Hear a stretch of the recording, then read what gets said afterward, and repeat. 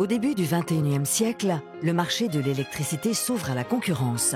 EDF devient une société anonyme en 2004. L'État reste majoritaire à hauteur de 84% du capital.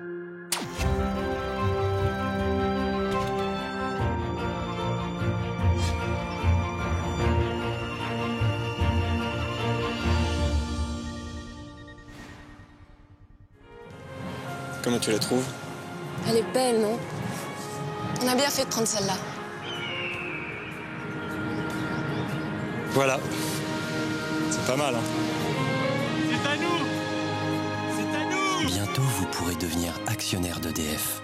En 2005, c'est l'entrée en bourse, ce qui met fin au principe de spécialité. Alors, si EDF peut désormais commercialiser du gaz, elle est aussi concurrencée au niveau de la production et de la commercialisation d'énergie depuis le début des années 2000. Deux filiales sont créées, RTE en 2000 et ERDF en 2008. Elles assurent respectivement la gestion du réseau public de transport et de distribution d'électricité en France. Dans le même temps, le groupe continue de se renforcer en Grande-Bretagne, en Italie et en Belgique. EDF participe aussi à de grands projets hors d'Europe. La centrale hydraulique de Namtön au Laos,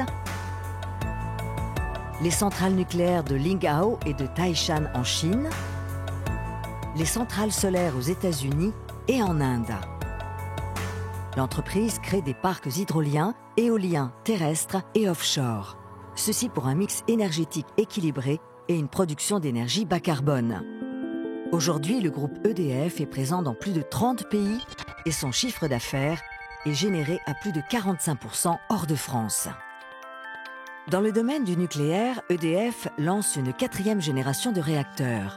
L'EPR en construction à Flamanville produira plus d'électricité que n'importe quel autre réacteur au monde.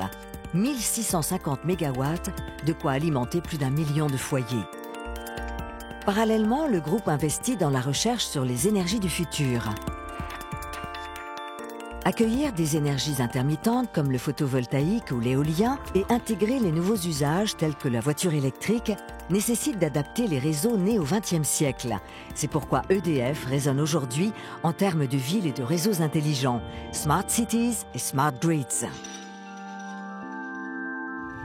L'avenir du groupe s'inscrit au cœur d'une politique de transition énergétique, de développement durable et de lutte contre le réchauffement climatique, pour une croissance bas carbone et responsable.